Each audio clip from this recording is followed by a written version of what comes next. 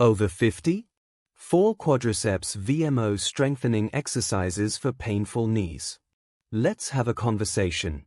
Not a lecture, not a medical consultation from a screen, but a real talk about your knees. If you're over 50 and you're hearing those clicks, feeling that stiffness when you stand up from the couch, or noticing a dull ache going downstairs, you're not alone. This isn't just getting old. This is often a story about muscle balance, about support, and about a very specific, often overlooked muscle called the VMO. First, understand the landscape. Your knee isn't just a simple hinge. It's a complex junction where the femur thigh bone, tibia shin bone, and patellar kneecap meet. It's held together by ligaments, cushioned by cartilage and menisci, and crucially, guided by muscles. The quadriceps, the powerful muscle group on the front of your thigh, is the primary guardian of the knee. It's made of 4 heads: the rectus femoris, the vastus lateralis on the outer side, the vastus intermedius deep in the middle, and our star player, the vastus medialis obliquus VMO. The VMO is that teardrop-shaped muscle just above and on the inner side of your kneecap. Its fibers run at a distinct, oblique angle. Why does this matter? Because the VMO's primary job isn't just to help straighten the knee, it's to act as a dynamic brace and tracking guide for the kneecap. It counteracts the pull of the outer vastus lateralis, keeping the kneecap gliding smoothly in its femoral groove. When the VMO is weak or slow to activate, which is incredibly common after periods of inactivity, injury, or simply due to the natural changes in muscle fiber recruitment that can come with age, the kneecap can get pulled slightly outward. This maltracking creates friction, irritation, and pain under or around the kneecap, a condition often referred to as patellofemoral pain syndrome. It's a frequent culprit behind that painful knee with no specific injury. Now, add the context of being over 50. Muscle mass naturally begins to decline, a process called sarcopenia. Tendons and ligaments become less elastic.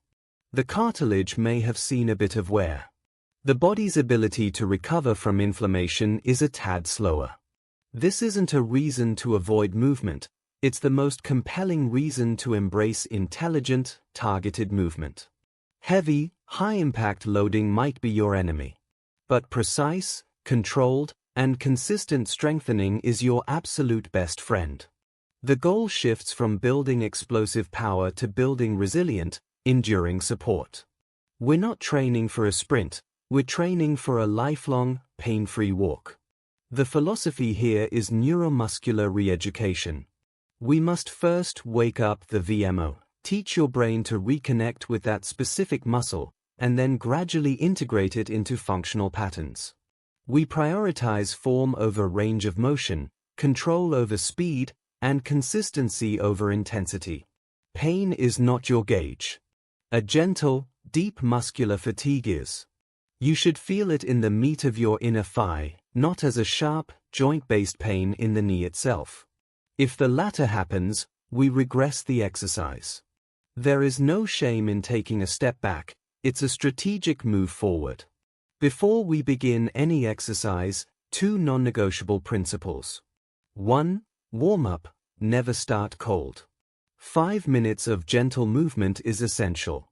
Seated or standing ankle circles, gentle marching in place, or using a stationary bike with no resistance are perfect. The goal is to increase blood flow, not to fatigue. 2. Communication with pain. Distinguish between good hurt, the deep burn of a muscle working, and bad hurt, sharp, stabbing, or joint line pain. The latter is a stop sign. Adjust, reduce range, or skip that exercise for the day. Let's begin the work. Phase 1. The awakening, isometric and seated fundamentals. This phase is about establishing the mind-muscle connection. We're using simple, low-load exercises to fire up the VMO without putting significant pressure on the joint. Exercise 1. The quad set, the foundation of all foundations. Find a comfortable place on the floor. You can lie on your back on a yoga mat or carpet. Have a small rolled towel or a pillow ready. Extend both legs out in front of you. Place that rolled towel directly under the curve of your knee, not behind the knee, but right under the knee joint itself. This small lift is crucial. It puts the knee in a slightly bent position, which better engages the VMO. Now, focus on your right leg. Let it be completely relaxed. Look at your kneecap. Your goal is to make it move without moving your leg. How? By tightening the muscle on the top of your thigh. Imagine you're trying to press the back of your knee down into the towel. You're not lifting your heel, you're just trying to straighten the knee into the towel's resistance. As you do this, watch your kneecap. You should see it slide slightly upward toward your hip. That's your quad engaging. But we want the inner part. Place the fingertips of your hand lightly on the inner slope of your thigh, just above the kneecap. As you press down, concentrate on making that specific area under your fingers harden. It might help to think of squeezing the inner thigh toward the midline of your body. You might feel the VMO contract as a firm, distinct bulge. Hold this intense contraction for 5 seconds. Not a vague tighten, but a deliberate, focused, 100% effort. Then, release completely for 10 seconds. Feel the difference between total tension and total relaxation. This contrast is teaching your nervous system. Perform 10 repetitions on one leg, then switch. Do this twice a day. The beauty of the quad set is its sheer accessibility. You can do it while watching TV, reading, or first thing in the morning. It's the bedrock. Exercise 2, Seated Terminal Knee Extension with Band. This exercise takes the quad set into a more dynamic, yet still incredibly controlled, range. You'll need a resistance band, a light to medium tension one to start. Sit upright in a firm, stable chair. Your feet should be flat on the floor, knees bent at about a 90-degree angle. Anchor the resistance band around the leg of the chair or another immovable object on your right side. Loop the other end around the back of your right knee, just above the crease. Now, scoot your sitting bones back so you're sitting tall, and slide your right foot back slightly, creating tension in the band. The band is trying to pull your knee forward. Your job is to resist it and then overcome it. Place your fingertips on your VMO again. Initiate the movement by firing the VMO, straightening your knee against the band's pull. Focus on the last 20 degrees of straightening. This terminal extension is where the VMO is most active. Slowly push until your leg is as straight as you can get it while sitting, feeling that deep inner quad contraction at the top. Pause for a second, squeeze it. Then, with even greater control, allow the band to pull your knee back to the starting 90-degree position. The return should take 3 to 4 seconds. The key here is elimination of momentum. No kicking, no swinging. It's a deliberate, mindful press and an even more deliberate return. Perform 2 sets of 12 to 15 repetitions per leg. The band provides variable resistance, which is gentle on the joint but highly effective for the muscle. Phase 2, Building functional strength, weight bearing and controlled motion. Once you've mastered the activation in seated lying positions, we move to closed chain exercises, where your foot is fixed on the ground. These are more functional, as they mimic how we use our legs in daily life and safely load. The joint. Exercise 3, the mini squat wall supported to freestanding. The squat is a fundamental human movement, but a deep, heavy squat can be a nightmare for a painful knee. We adapt. We go small, we go controlled, and we go within a pain-free range. Start by standing with your back against a smooth, sturdy wall. Your feet should be shoulder-width apart and about 18 inches away from the wall. Your feet can point straight ahead or be turned out slightly, whichever is more comfortable for your hips. Rest your back and head against the wall. Place your hands on your hips or let them hang by your sides. Now, the movement. Inhale, and as you exhale, initiate the movement by thinking about sitting back into an imaginary chair, not by dropping your knees forward. Keep your back and pelvis in contact with the wall. Slowly lower yourself only 10 to 15 inches. That's it. We are not aiming for thighs parallel to the floor. The depth where you feel your weight solidly in your heels and a strong engagement in your thighs, without any pinching or sharp pain in the knees, is your perfect depth. At the bottom of this mini squat, pause for a moment. Check, are your knees aligned over your ankles, not caving inward? That's the VMO's job, to prevent that inward collapse. To stand, press through your entire foot, heels, balls, toes, and consciously squeeze your inner thighs and glutes as you rise. Imagine you're trying to spread the floor apart with your feet without actually moving them. This external rotation cue powerfully engages the VMO. Perform 2 sets of 10 to 15 repetitions. Once this feels strong and stable, progress by doing the same movement away from the wall, using a countertop or the back of a sturdy chair for light fingertip balance only, not for pulling yourself up. Exercise 4. The step-up, the controlled ascent and descent. Step-ups are brilliant because they break down the walking and stair-climbing motion. But done poorly, with a lunge or a push off the back foot, they're useless. We want the working leg to do 100% of the work. Find a step or a sturdy platform. To start, the height should be low, 4 to 6 inches maximum. A single stair step or a thick, stable book will do. Stand facing the step. Place your entire right foot firmly on the step. Your weight is now in your right heel. Here is the critical instruction: the left foot is just along for the ride. Dangle it loosely or let the toes just lightly touch the floor for balance. Now, press through your right heel. Focus on firing the right quad and glute to lift your body straight up. The movement should be vertical. The left leg is inactive, simply bring that foot to meet the right on the step. You are now standing on the step on both feet. Now, the even more important part, the descent.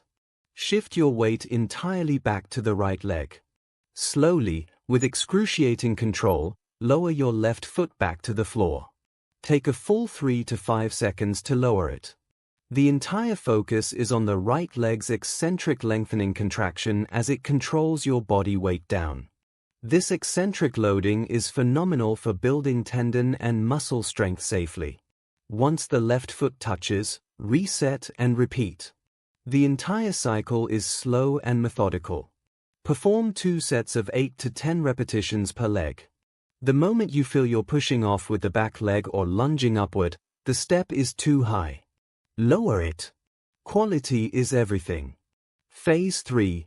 Integration and progressive overload.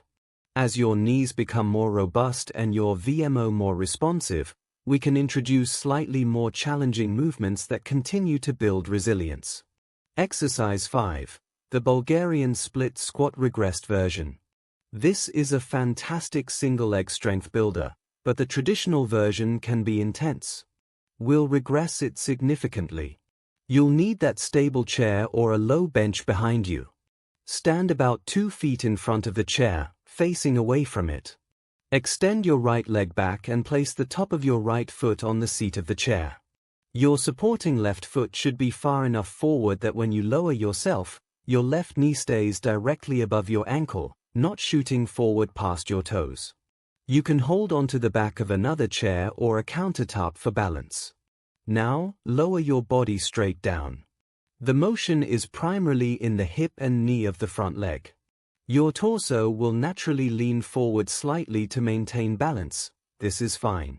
Lower only until you feel a strong stretch in the front of your right hip and a deep engagement in the left quad, well before any knee discomfort. Your range might be just a few inches initially. That is perfect. Pause at the bottom. Then, press through the entire left foot, focusing on the inner quad and glute, to return to the start. The back leg is merely a stabilizer, 90% of the work is in the front leg. This is a humbling exercise that reveals imbalances quickly. Start with bodyweight only and perform 2 sets of 6 to 8 repetitions per leg. Depth is irrelevant, perfect form and the absence of pain are paramount. Exercise 6. Leg press machine, the safe loading tool. If you have access to a gym or a leg press machine, it can be an excellent way to safely load the quadriceps through a controlled range of motion without the balancing demands of free weights. The key is seat and foot placement. Adjust the seat so that when your feet are on the platform and you release the safety catches, your knees are at an angle slightly greater than 90 degrees, a comfortable, open angle. Place your feet high and wide on the platform.